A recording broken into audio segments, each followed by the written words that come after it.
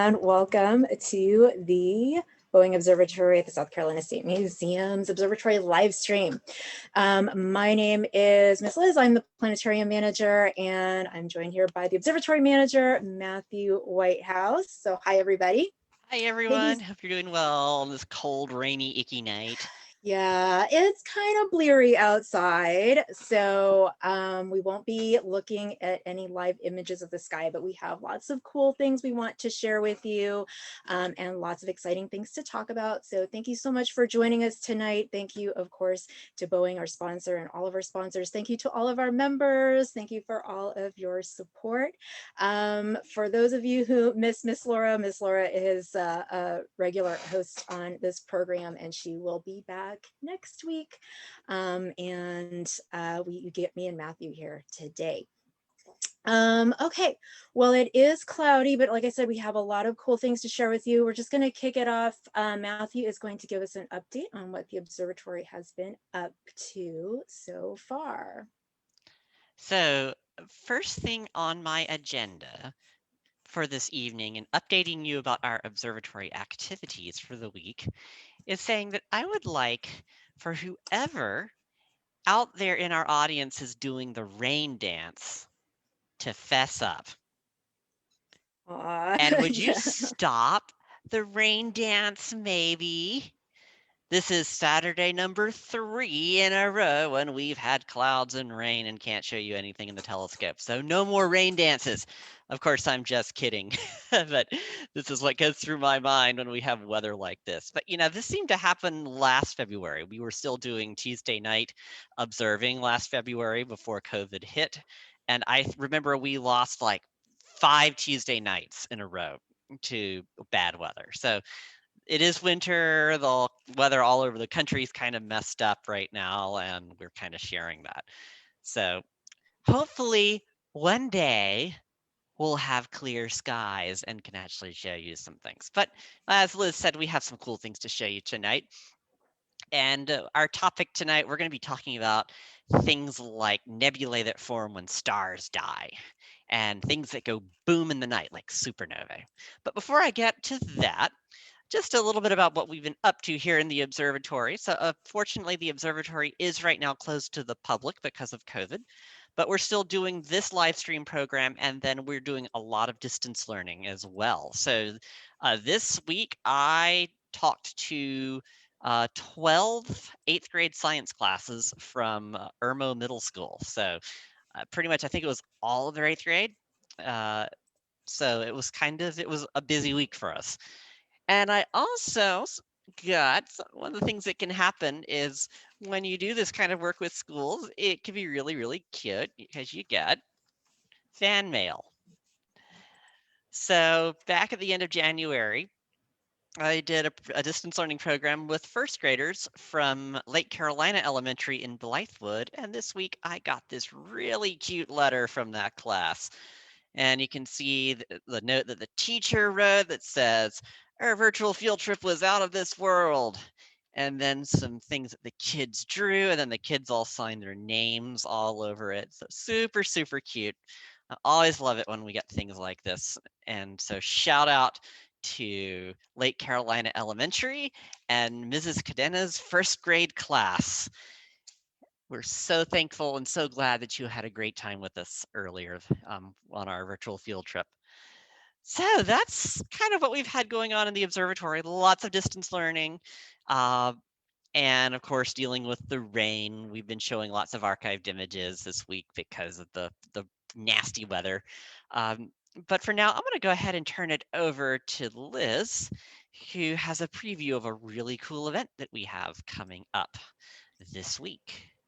Yes, and I do want to mention here before I forget, if you have any questions or comments, be sure to go ahead and put them in the chat. There is a 20-second delay between when you put it in there and when we'll see it. So if we don't answer right away, we will keep monitoring it and make note of your questions and get to it as soon as we can. But we love questions about whatever we're talking about, or if you just have general astronomy questions or comments.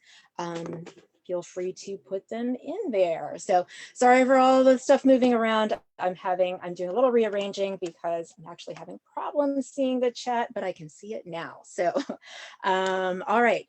I did want to share some really exciting stuff with you. If you saw my virtual sky tour, which was published a couple days ago, it is all about Mars. And as you can see, I am virtually on Mars here behind me.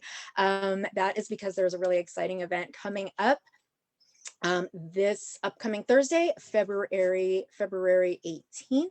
And let me share with you some pictures here.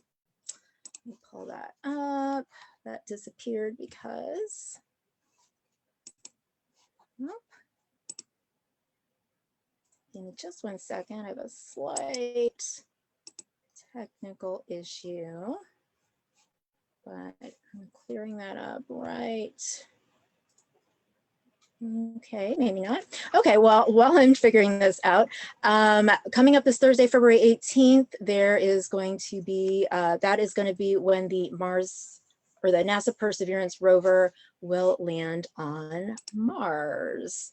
So that is supposed to happen around 3:30 p.m. Eastern time. So we're going to have another set of eyes and ears on the red planet. So what I highly recommend doing is, here we go. There we go. Is tuning into various NASA websites and social media outlets, because they typically do some sort of live stream, and they're going to start around 2:15. And they usually give mission updates. They explain what's going to happen. They kind of give a play-by-play commentary.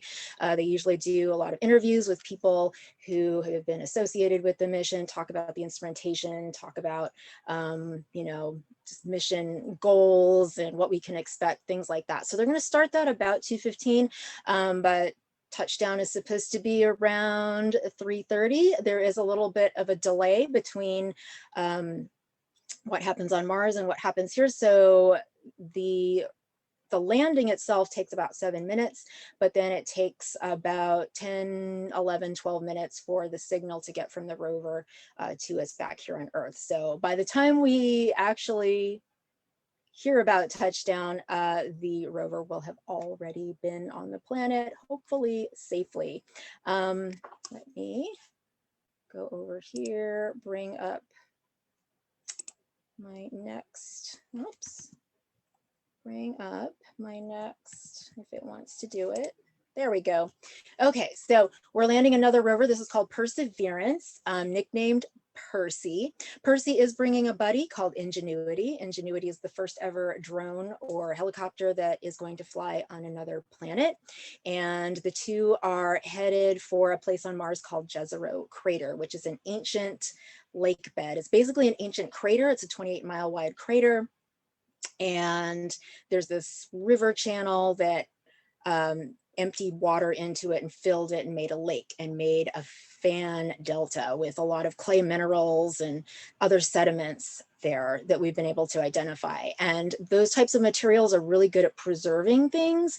So the idea is, if it's an ancient lake bed, perhaps there could have been little Martian microbes once upon a time somewhere in Mars's past, and perhaps that environment preserved those microbes and fossilized them. And that is what Percy is looking for.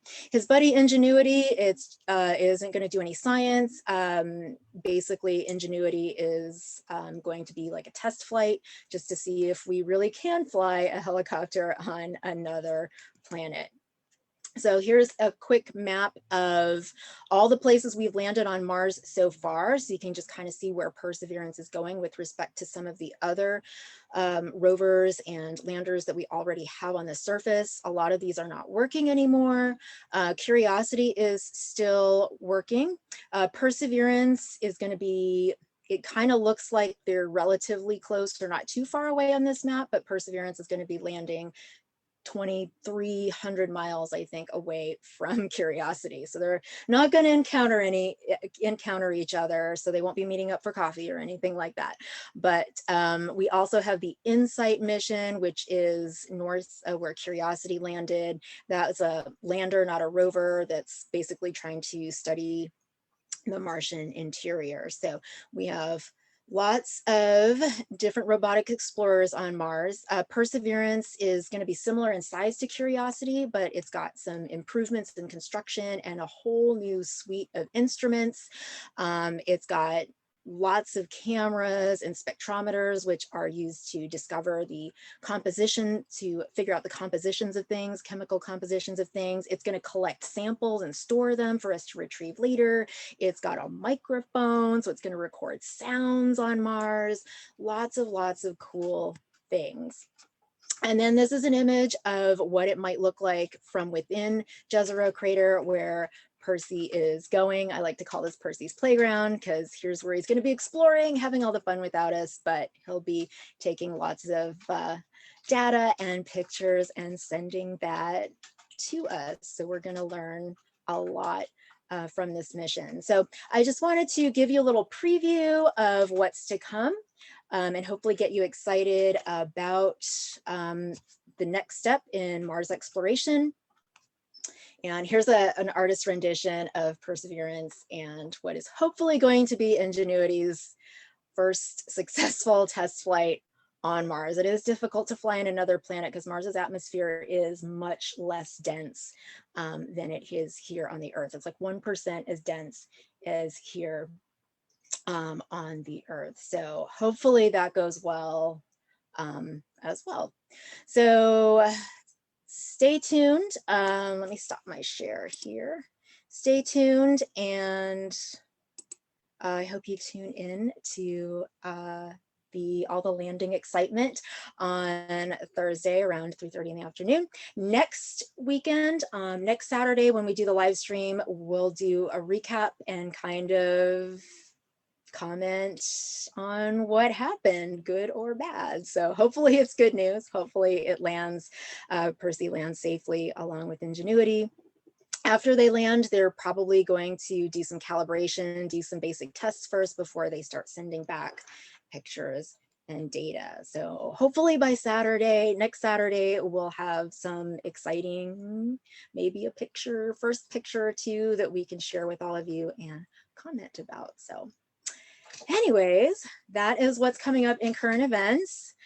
But today our focus was going to be way out in the depths of space, and we're going to look at explosions, things that go boom in the night. So I've been talking a lot. I'm going to turn things over to Matthew, and I'm going to check out the comments on my other screen here and catch up on those. So take it away, Matthew. All right. Well, I called myself this evening. My name here on Zoom is Matthew Says Kablooey because, yeah, we're going to be talking about some big explosions and such. Before we get to all the really fun big explosion stuff, we're going to talk about something just a little bit less explosive. And that's actually going to be an object that I was going to show you tonight in the telescope. Let me get my screen share going here. So tonight I was going to show you an object called the Eskimo Nebula. The Eskimo Nebula is an area in space where a star very much like our sun, so smaller star, similar in mass to our sun, died, and it poofed its outer atmosphere off into space. These types of objects are called planetary nebulae. They have nothing to do with planets, so the name is kind of a misnomer. But right here is the nebula, and it's kind of hard to see. If you're watching on a phone, you might have trouble seeing that because it's quite a small object in this view. But you can see this shell of gas, and that's what's left the atmosphere of the star. And then inside is this thing called a white dwarf, and that's the core of the star. That's what's left over from the star after it died. So again, this is a picture of the Eskimo Nebula from our telescope here. And I'd like to give you a sense of where that object is. We're going to be talking about the Eskimo Nebula tonight, and then also the Crab Nebula. Now, the Crab Nebula is a place where something went boom. And I won't spoil the fun too much, but the Crab Nebula is actually a place where something went boom fairly recently, historically speaking. So that's going to be kind of a fun part of this conversation. So let me go on and get screen share going again, and I'm going to share Stellarium here, and we're just going to point out where these nebulae are. So again, the Eskimo Nebula, which is a place where a star like our sun died, and then the Crab Nebula, which is what's called a supernova remnant. So that's actually where a much more massive star died. So we're going to just take Stellarium up here, and we're going to look at this constellation called Gemini. So Gemini is where the Eskimo Nebula is located. So it's generally in this area of the sky. And let's see if I can actually get us a little more exact here. So we're going to search for the object, and I'm going to put in the crazy catalog name, NGC 2392. Gotta love it. Astronomers love memorizing those. Actually, we don't really love memorizing those. Liz is shaking her head. Those catalog numbers. NGC stands No, for we do New not. General Catalog. Very Very much creative. fun. It's like astronomers and telescopes, very large telescope. But right here, where the sort of moving box is, this is where the Eskimo Nebula is in the constellation Gemini. And we'll zoom up and see if it shows it to us. Yeah, it doesn't do a really great job, but it's kind of like right there. So the other nebula we're talking about tonight is actually fairly close by in the sky. It's over in the constellation Taurus the Bull. Let's see if we can get this thing to show all of our. It's only showing Gemini for some reason. Now it is showing single constellations. But at any rate, up here you'll see the star called Aldebaran. This is where Taurus the Bull is. Here's the Pleiades or Seven Sisters. There's Mars right there, which we of course just talked about. Big doings on Mars this week. But let's go find the location of the Crab Nebula here, just so we kind of are oriented. So the Crab Nebula, again, pretty close by, right here in this little part of Taurus the Bull. And now it did give us the constellation label for Taurus and the outline. So let's see what happens if we zoom up. Are you going to show me the Crab Nebula? You're sort of going to show the Crab Nebula. That's not a really great picture of it. We have a really awesome picture of the Crab Nebula that we're going to show you in just a few minutes. So I'm going to now tell Stellarium to go bye-bye. And we're going to get back to our cool pictures here. So goodbye, Stellarium. And now let's see if we can share our PowerPoint again with all of our cool pictures. Here we go. Haha. So again, we're back to what we were talking about in terms of pictures just a few minutes ago. This is again, the Eskimo Nebula in the constellation Gemini. And if you just tuned in, you can see that there's this shell of gas right here. And then there's this little star in the center. That gas shell, that is actually the atmosphere of the star that died. This is how stars like our sun die. And that little thing there in the center is what's called a white dwarf. That is the remnant core of the star. So again, these objects are called planetary nebulae. They have nothing to do with planets. So this is the Eskimo Nebula in our telescope here, which is a fairly small telescope, and we're taking an image in the middle of the city with a whole lot of light pollution. So it doesn't look that much. Like if you're looking at this on a phone again, you're probably having a little bit of a hard time seeing that there's anything really there. So let's try this out for size. I can get our slides to advance. There we go. So this is the Eskimo Nebula in the Hubble Space Telescope right here.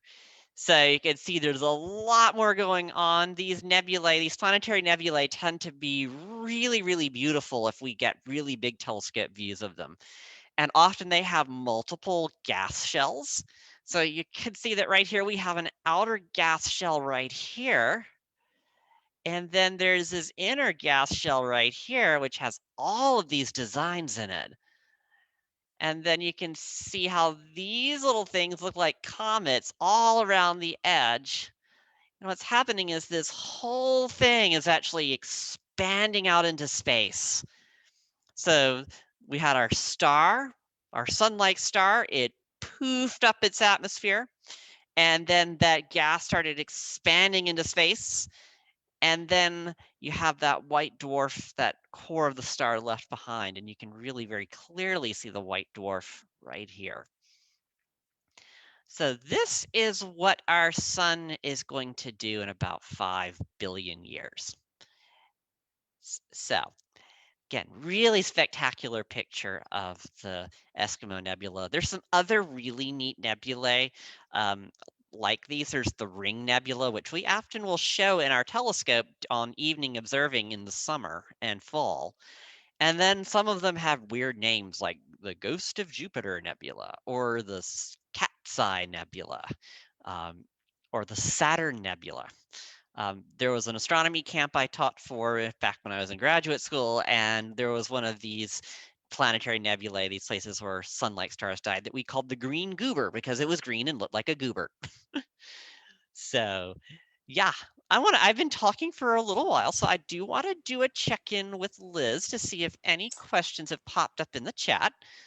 Yes, I am catching up on those. So lots of great comments about Mars earlier. Yes, the biggest volcano is on Mars. That's Olympus Mons. And just some comments about the Crab Nebula. Christina says she's always wanted to know what the Crab Nebula was. Monica gave some fun facts about the Crab Nebula, how far away it is, 6,500 light years. As a remnant of a star that began its life about 10 times the mass of the sun, and a nice description of what we're looking at. But no questions. If you have questions, you are welcome to put them in the chat. I can now see the chat. So just there is a little bit of a delay between us and Facebook of about 20 seconds, but I am noting those questions. So keep putting those in. All right. You can... So now we're going to switch gears to the Crab Nebula. And again, the Crab Nebula is a supernova remnant. So supernovae are how massive stars die. So our sun is not nearly big enough to go supernova. To go supernova, a star typically has to be at least about 8 to 10 times the mass of the sun for it to blow up in the giant explosion. So we're going to start here, just like we did with the Eskimo Nebula. We're going to start with a view of the Crab Nebula in our telescope here at the museum, our Clark telescope. And you're looking at this image here, and you're probably wondering what the heck you're looking at. Well, we see, I love the way Liz is going, I think like, I see something there. Yeah, so you see all of these stars scattered throughout the field of view here. But then kind of tiered to the lower left of center is this blob. I'm circling my mouse around the blob. It's extremely faint. Yeah, so we were really pushing limits when we took this image because, again, we're observing here in Colombia with a lot of light pollution. And objects like the Crab Nebula, which are what we call diffuse objects, these objects that kind of stretch out across a fairly sizable chunk of the sky. And I don't mean they stretch out like long distances, but they're sort of spread out. They can be really hard to see when you have a lot of light pollution. We would actually see this a lot more if we took our telescope and moved it to like some mountaintop in Arizona. So there it is. Crab Nebula. Oh, we do have a question here. Awesome. I'd love to have our question. Monica asks, is it true that the Crab Nebula is best observed in January? Yes, the Crab Nebula is a wintertime object. So really any time from kind of late November, especially if you stay up later in the evening, into January and February are all good times to see the Crab Nebula in a telescope. So yep, it's in the winter sky for sure. Cool, cool. All Okay. right. Well, Let me pull this up. now you've seen the sort of light polluted version of the Crab Nebula. It's actually, I know this doesn't look like much, but I was actually really happy when I got this picture because I was impressed that we could even see the Crab Nebula here under our light polluted skies. I kind of expected not even to be able to see it. So the fact that I can actually detect it, even though it just looks like a little blob, the fact that we can detect it is actually pretty cool. All right. Did you say how long the exposure was? I think this was probably about a 15-second exposure, if I remember right. It's been a few years since we took this picture, but I would usually our exposures for fainter objects are about 15 seconds. If we go any longer than that, then we capture too much of the light pollution from Columbia, and we end up getting Mm. like this orangish pink glow behind our images. It really doesn't look very Bleh. pretty. Bleh. Yep. In fact, I actually did a little bit of Photoshop processing on this image to take some of that light pollution down and sort of darken up the background so Mhm. you could actually see it. All right. I'm going to interject here with one quick comment. For those of you who are wondering where Miss Laura is tonight, she is totally fine. There's nothing wrong. She is just taking the night off. So sometimes we mix up who's host so that we give each other a break. So she's just taking the night off is all, but she's perfectly fine. And thank you for asking. And she will be back next weekend. There are three of us, and we often will take turns like this and to support each other since we have a lot of things going on. So if you're wondering where one of us is, it's usually that we're giving that other one a break. So it's not anything bad going on or anything like that. So don't worry. You're actually kind of seeing a bit of how we work together as a team here at the museum. Okay, Okay. now so let's just do a little review here. Why does the Crab Nebula look really faint? Why did the Eskimo Nebula look really small in our telescope? And then why, for example, does the Crab Nebula look so much bigger in like the Hubble Space Telescope? So we kind of talked Ooh. about some reasons there, but I want to see if you have some other reasons. Okay, so if you have ideas about why the Crab Nebula would look so faint in our telescope from here in downtown Columbia versus this image here, which telescope took this image? Did you say, This is Matthew? Hubble. This is Hubble. This is a Hubble image. So why do they look so drastically different? And while people are pondering that, we do have a question. When did the last supernova explode, basically? When was the last supernova? There was something I was going to look up right before this program, and then I forgot what it was. And it was actually, thank you for reminding me, because it was when was the last supernova in our galaxy? So that Yes. was, I believe, a supernova that Kepler saw, and that was in the year 1604. So Hmm. we are actually overdue for a supernova in our galaxy. And of course, the star Betelgeuse and Orion has been kind of in the news. Um, the last time there was a supernova that was fairly nearby was in 1987. It was a supernova called 1987A. It was visible That's true. down in the southern hemisphere, and it's actually in one of the satellite galaxies of our Milky Way called the Large Magellanic Cloud. Um, but in terms of supernovae, one of the things we're going to talk about at the end of the program is that they actually happen rather frequently throughout the universe. And there are telescopes that actually scan the sky and look at a bunch of different galaxies looking for supernovae. So it's not unusual to see them somewhere. Um, and I'm not sure when the last one popped up. I wouldn't be surprised if it was really recent.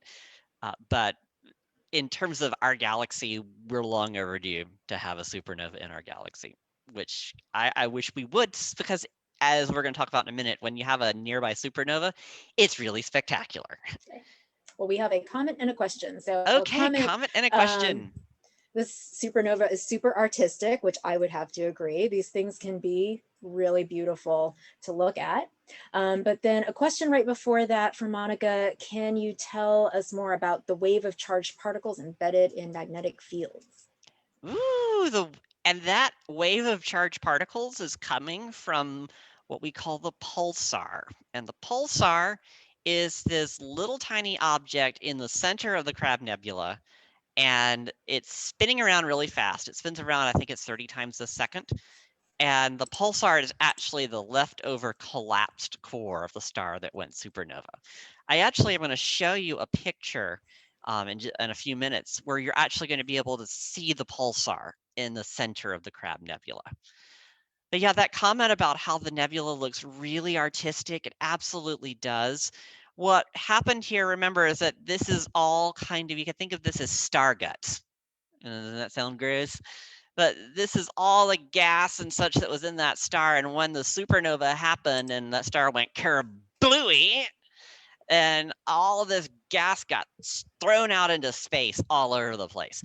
And that's how you get these giant clouds like this, the Crab Nebula. So you have all kinds of shock waves going on and things. It's basically, this is kind of like, you could kind of think of it as the space version of a crime scene. Things kind of really went wacky here as the Well, star exploded. Monica comments the last supernova was October 9th, 1604. Yep, Could that be. was the Kepler I'm, supernova. That was the last one in our is that the galaxy. one? That's the one you were talking about. Okay, yeah, I'm not up on my what was the most recent supernova, so I'm glad you know. All right. Yeah, so let's just dig into the Crab Nebula supernova a little more, because this supernova actually happened fairly recently, historically speaking. It happened back in the year 1054.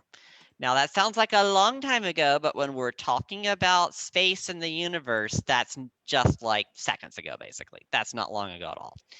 So the Crab Nebula is interesting because it's an object that we can actually trace its history back to a recent event. And there's not a lot of objects out in the sky and in space that we can do that with. So the Crab Nebula supernova in 1054 was actually recorded by the Chinese, but not just the Chinese. And I'll show you a little bit of that in a minute. But this is a screenshot. This is actually using Stellarium, so the program I showed you earlier. And this right here is the supernova. And you're going to see that there are some weird constellation names like 5 Chariots, Net, 3 Stars, 5 Feudal Kings. What the heck are these constellations? These are actually Chinese asterisms and constellations. So different cultures actually will have different constellations. So this is what the Chinese saw. So supernova right here. And just to give you a reference, here's the moon right here. So what do you notice if you're comparing the supernova and the moon in brightness? What do you see? What do you notice about that? Oh, let's see. A comment coming through the supernova was also recorded by Japanese, Arabic, and Native Americans. Yeah, absolutely. That is So absolutely the case. so out there in Facebook land, what do we notice about the difference between that supernova 1054A and the moon? Does anything in particular strike you? You can type your answers, comments, or question in the chat, and we'll monitor that. I can say, I don't know, that moon looks pretty tiny up there. I know it's an interesting comparison to look at the moon and the supernova, and it Well, really tells us something about supernovae. Do we have some comments coming in? Christina says the supernova is way brighter. All right. And I have to agree, it looks much brighter. Yeah, so the brightest thing in the night sky is typically the full moon. The brightest thing in the sky is, of course, the sun. And then we have another really bright thing, and that's Venus. So Venus is a very bright planet. Mm. This supernova, when it happened, at its peak brightness, it was 10 times as bright as Venus in our sky. This means that we could see it in the daytime. And it was visible in the daytime for about 23 days after the star went boom. And then it was visible in the nighttime for about 650 days after the star went boom. So this thing was a really bright object in our sky for a long time. Now, if something were to happen like Betelgeuse, that star in the constellation Orion, which made the news last year because it was getting dimmer and for some reason, we now think that was probably some dust coming out of the star. But if Betelgeuse were to go supernova, it would by far be the brightest thing in our sky. We'd be able to see it in the daytime. Its brightness at night would be pretty darn overwhelming. It would not be dangerous because Betelgeuse is about 600 light years away, so it's too far away to cause a danger. But gosh, would it be spectacular! It would be an amazing event. And Betelgeuse is going to go supernova at some point in the next 100,000 years. So, you know what? Darn, because I really would love for Betelgeuse to go supernova soon because I want to see that. That would be something. That would be something. But That then, of would, course, once Betelgeuse, the supernova fades, then Orion would look very, very, very strange because it would be that's missing a true. star. It'd be really That's weird. true. That'd be kind of sad. Yeah, Ryan would. wouldn't look if he lost his shoulder star, his armpit star. Yeah. Aw. So one of you all mentioned that the the supernova in 1054 was recorded by Native Americans, and yep, and this is actually a picture of a petroglyph right here in Chaco Canyon out in New Mexico that is thought to be a representation of the supernova. So we do have right Ooh. here a hand. I'm not sure exactly what the hand means. This is a crescent moon right here. And then this bright star looking thing with all the, spikes coming out of it. That's our supernova there. And this petroglyph engraved on some rocks in Chaco Canyon out in New Mexico. So what's neat about this is that while it was recorded by the Chinese, it was also recorded by other cultures and other people around the world. So it really was an event that actually caught people's attention all over the world when it happened. And we do see this in the historical record. So really neat view there, really neat petroglyph of the 1054 supernova Yeah, that's from really Chaco cool. Canyon. Super, super cool. Yeah. All right. All right. Well, we're going to now jump to another view here of the Crab Nebula. And why is my computer being a little silly? It will not advance slides. Let's try this. No. It's not listening to me. Will it Oh listen to me no. if I use the keyboard? Well, while Matthew is trying to wrangle the slides, let us know if you have any questions or comments in the chat I'm going to stop about. screen share and see if I can figure out what the heck's going on here. So give me Okay. just a second as we So if you go have and questions, do some troubleshooting here. yeah, if you have questions about supernovas, things that explode out in the depths of space, or nebulae, or if you want to jog back to Mars real quick, go ahead and type those in the chat. And while you all are typing any questions you might have in the chat, I do think I've managed to get my slides behaving themselves again. So I'm going to go ahead and turn screen share back on, but that doesn't mean we can't stay paused here if you have questions in the chat. So anything coming in, Liz? No, we're doing pretty good. All right. So this is another picture of the Crab Nebula, and it looks very different from the picture of the Crab Nebula that I showed a few minutes ago. So we're going to hang out here and just let's ask everyone, what do you think's going on here? What are we seeing? Okay, so if you remember what the Crab Nebula looks like before, that really beautiful artistic looking piece, how does that compare to what you're seeing now? It's the same type of object, or it's the same object, but it looks very different. So what do you think is happening here? So go ahead and type your questions, comments, suggestions in the chat. Judy asks, why is it called the Crab Nebula? It's called the Crab Nebula because it kind of looks like a horseshoe crab, like what you might see on the beach. Yeah, I never understood because I don't see that at all. I I don't don't know if either. anybody I don't ever either. sees it. But most of those constellations and you know, there's things like the Tarantula Nebula. I don't think it looks, thank goodness, anything like a tarantula. And some of those other nebulae, what I'm like, I guess I just don't see that. I don't know. My brain works differently, I guess. I sort of This see a almost, tarantula in the Tarantula Nebula. I've never seen it, and I'm really glad. To me, this looks like a top, kind of like a top on its side, or maybe a Hershey's Kiss on its side, is what it kind of looks like. So I don't see a crab in here. I didn't see anything that looked anything remotely like a crab in the previous picture. Yeah, Um, if you saw the previous picture of the Crab Nebula, it didn't really look like a crab. Well, this view of it's really not going to look like a crab. well, Christina asks, is light being reflected through it differently? Is light being reflected through it differently? So that's a great way to think about it. It's not quite what's going on here.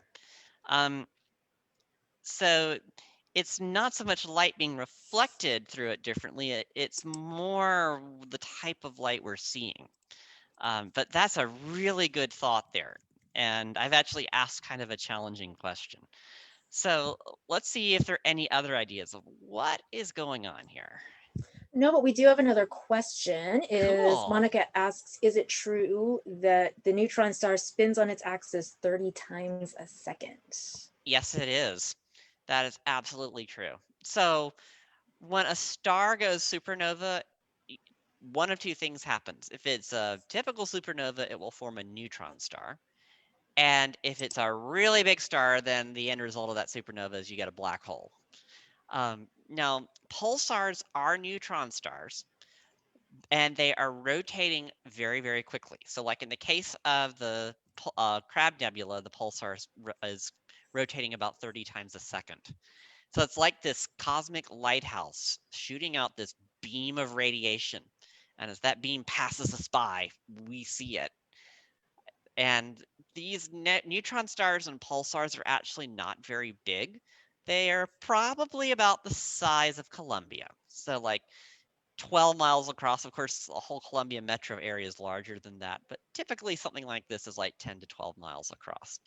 Extremely, And extremely dense. I think, yeah, it's very dense. So I think a thimbleful of matter from a neutron star would weigh it's some ridiculous amount. I can't remember what it is, but it's some ridiculous amount. You definitely couldn't lift it at all. No. It is, yeah, one of those insane numbers. Yep. So Judy or Nicholas says it looks like a hurricane. it does That kind of look like a hurricane. Yeah. space hurricane.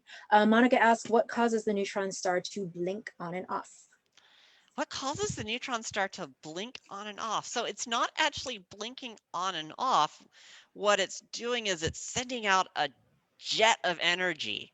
And it's a jet that's very directional. So it's not sending that energy out in all directions. It's sending it out in just a specific direction. And as the neutron star spins, when that beam passes us here on Earth, that's when we see it. And Liz, I'm spacing, you might have a better explanation than I do of what's actually causing a pulsar to emit that radiation. Oh, you know, I am not sure. This is where we have to go and look in our astronomy textbooks. I'm not up on my neutron stars. It seems like we're playing Stump the Audience and Stump the Astronomer tonight. Do we have any ideas as to what's going on here with this picture, or should I jump in and I think you should just go ahead and tell us what we're looking at. Why does Okay. this look different? Well, yeah, so this is sort of a trick question that I asked you, so you all can write in the comments, that Matthew the Kablooey, he's not fair. So what we're seeing here is a visible light view of the Crab Nebula from Hubble, but then that swirly stuff that looks kind of like a hurricane superimposed is actually an X-ray view of the Crab Nebula. So we have our X-ray vision going on right now. We have X-ray vision going on, and whenever you see a lot of X-rays coming from something in space, that usually means that there's a lot of energy there. Um, so the fact that you've got a pulsar spinning around really fast and sending out that beam of radiation is actually causing a bunch of things to go on and gas to get excited and such in the Crab Nebula, and you're getting all this X-ray radiation. Now Okay, we so can see the pulsar in this view. Any ideas as to where the pulsar is? where is the pulsar? Where is it? Any ideas? Oh This is no. one of the I would few. Go I ahead. would guess at the center, but Okay. Let's see what other people say. I think center's a good thought. if you think you know where the pulsar is in this picture, you can let us know in the chat. Is it in the center? Is it up towards the top of the image? Is it buried in all of that X-ray, glowing gas? Where is it? Find the pulsar. So, and maybe you already said, but you said we were looking at an X-ray image. Did you talk about why there are different colors here? Yeah, so the different colors are actually representing the different type of light. So that purplish color there, that's representing the X-rays, and the more reddish color is the visible light view. Okay. And this is Chris, actually one of the few pulsars we can see in visible light, interestingly enough. Most of the time we detect pulsars with, say, radio telescopes. So it's kind of interesting that we can see this as a visible or optical pulsar. well, Christina asks, is it the concentrated little dot of light in the middle or in the Yeah. center?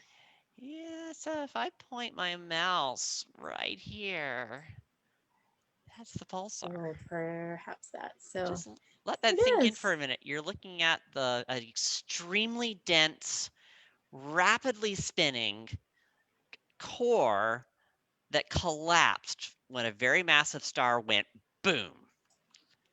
So just let that sink in for a minute. It's kind of wild to think about.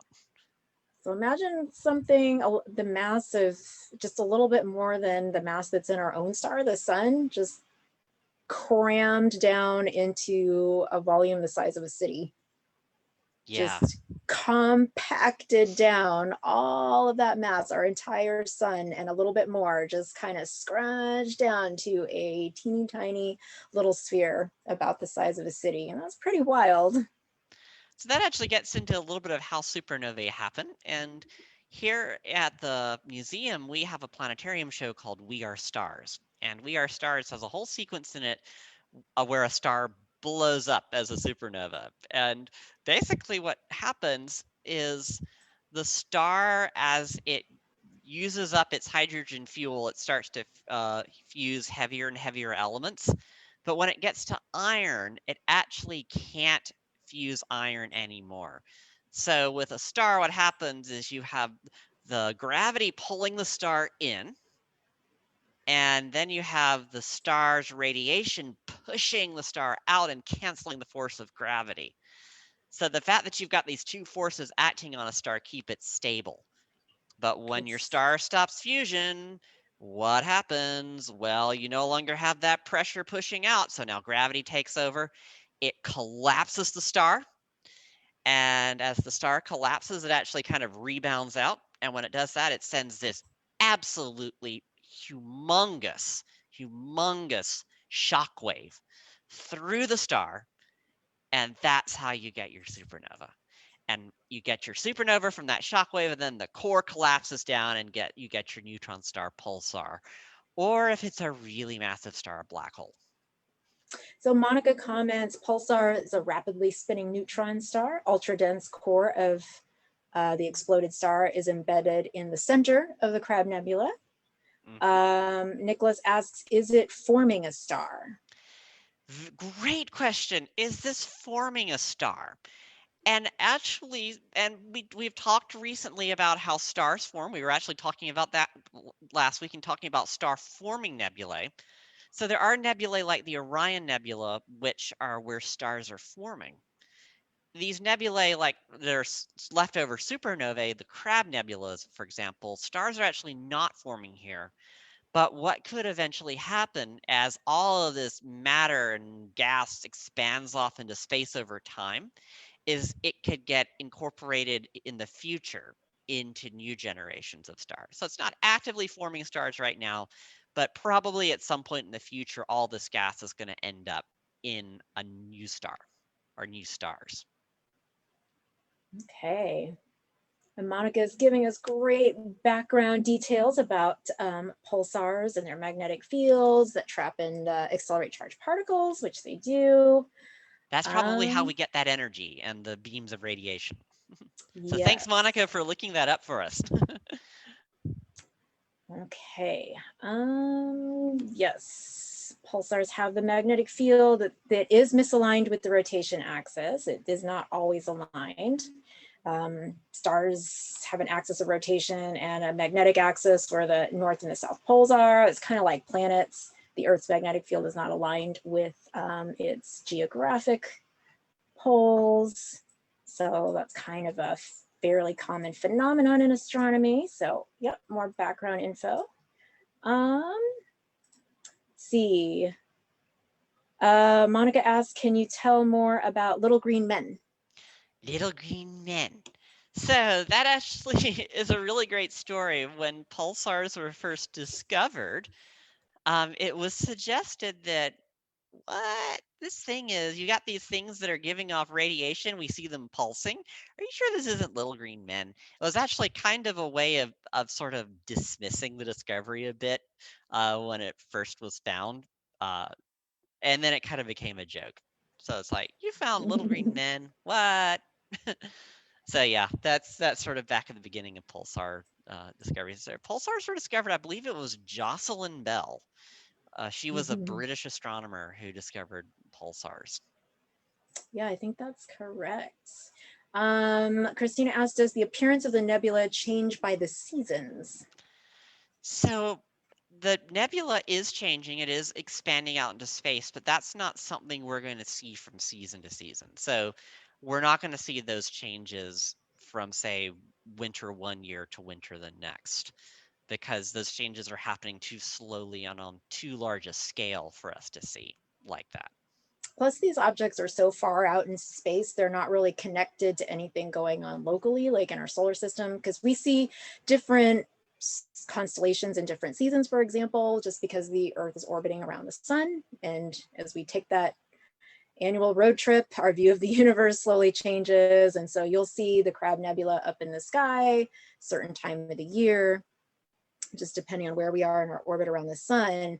But the Crab Nebula, other nebula, nebulae like this, they're just doing their own thing. So they've got their own processes that are causing them to just change or evolve over time. And that is completely independent of what's happening in our own solar system. So it's not tied to our seasons at all. Yeah, with the Crab Nebula, for example, we're talking about an object that's 6,500 light years away. So really It's long way away. pretty far. That the closest star to us is about 4 light years. So, yep. And that means if you say 6,500, Matthew? Yep. Mm-hmm. That means if you travel the fastest you're allowed to go in the universe, the speed of light, it would take you 6,500 years to get there. That is a pretty hefty distance if you were to convert that number to miles or kilometers. You just have to So, hope the space cops don't pull you over for going so fast. Well, actually, no, the yeah, space cops would pull you over if you're going faster than the speed of light, because the speed of light is the that's true. cosmic speed That limit. is not allowed. Definitely not allowed. Some weird things happen there. Okay, well, we're getting towards the end of our hour here, so let's see. Up there we go. Ooh. I actually got our slides to advance this time. What I'd like to do Yay. here to end is we're going to kind of zoom out and we're going to take a sort of cosmic or cosmological view of these supernovae, really sort of a big picture view. So what we're looking at here is a galaxy with a very creative name. Remember, astronomers really love creative names. It's called M101. It's a galaxy that is over in the Big Dipper area of the sky, and you can see it in a pretty small or moderate sized telescope, but you have to be under a very dark sky. But there are actually two pictures of M101 here, and you'll also see that it's kind of blurry, but there's an arrow here and that there's an arrow here, and those arrows are pointing at the same place in the galaxy. But if you look right here at the tip of the arrow, there it just looks like, oh, that's probably a little gas cloud there or something, or concentration of stars in the spiral arms. So then if I look at that same spot over here, bang, what happened there? There's some really Something bright object new. that wasn't there before. And this is a supernova. This is a different type of supernova. This supernova actually formed when you had probably a white dwarf star, and there was then another star close to it, and the white dwarf got some material on it from that other star. It got a little bit too massive, and that causes runaway nuclear reaction, and the whole thing blew up. It's actually what's called a type 1 supernova. Or type 1a supernova. The supernovae we're talking about, like the Crab Nebula supernova, those are called type 2 supernovae. But still, they're exploding stars. And what I want you to look at here is look at the brightness of the supernova, and then look at the brightness of the rest of the galaxy and tell us how you think they compare. Okay, so how do you guys think out there in Facebook land that supernova compares to the light coming from the rest of the galaxy? Monica writes, this is Messier 101, the Pinwheel Galaxy. Yes, I don't know Yes, if you the mentioned pinwheel. that, Matthew. It is the Pinwheel. That's Um, a nicer name than nice, M101, isn't it? And more descriptive. nice fluffy pinwheel. Although a lot of galaxies look like pinwheels, so Yep. I don't know why this one is the pinwheel, but There's one okay. called M51, which is the Whirlpool Galaxy. The whirlpool. They all kind of, well, not all of them, but spiral galaxies tend to look like whirlpools and pinwheels. And of course, galaxies do come in lots of shapes and sizes, so they don't always look like pretty spirals. But I don't know why this one's the pinwheel and then we have the whirlpool. But yeah. So what do we notice about the brightness of our supernova compared to the rest of the galaxy?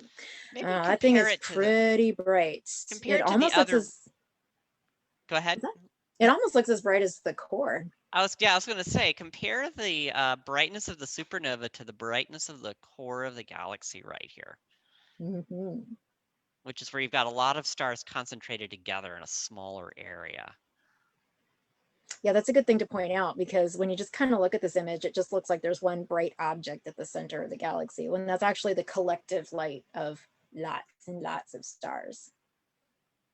So do we have any ideas in Facebook, or should we No, fill everyone in on the I think we should just go secret? ahead and fill everyone in. All right, well, this is one of the coolest things I think about supernovae.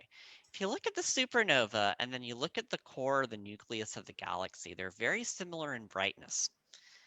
With a supernova, you can have one supernova be as bright or maybe even brighter than an entire galaxy. These things can outshine galaxies. It gives you an idea of how absolutely colossal these explosions are. That they can outshine their galaxies and that we can see them over vast distances in space.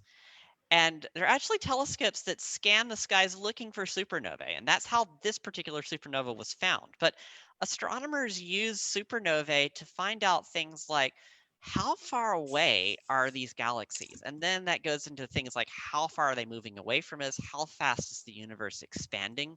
So these supernovae are actually a big part of how we learn about how the universe is evolving. And the other thing is that a lot of the heavier elements, so really anything heavier than iron, so like gold or the various metals that you might have, say, in your electronics or your car or what have you, in your computer, all of those are actually formed in supernova explosions. And then they got flung out into space, and then those materials actually got incorporated into the sun and into the planets like Earth. So supernovae are actually a part of how the universe evolved, and they're actually a part of how we got here. So we're actually part of the star story. Everything inside your body was once inside a star, We and are made of supernovae, stars. that's right, we are made of stars. That's right. And supernovae are a big link in that chain. So not only are they colossal explosions, but they're really actually a big part of how the universe works.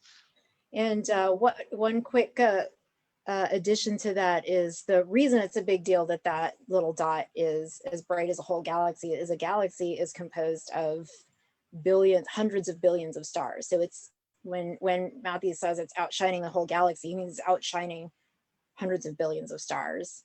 And so that's a lot of energy. Monica asks real quick, is April the best month to observe it?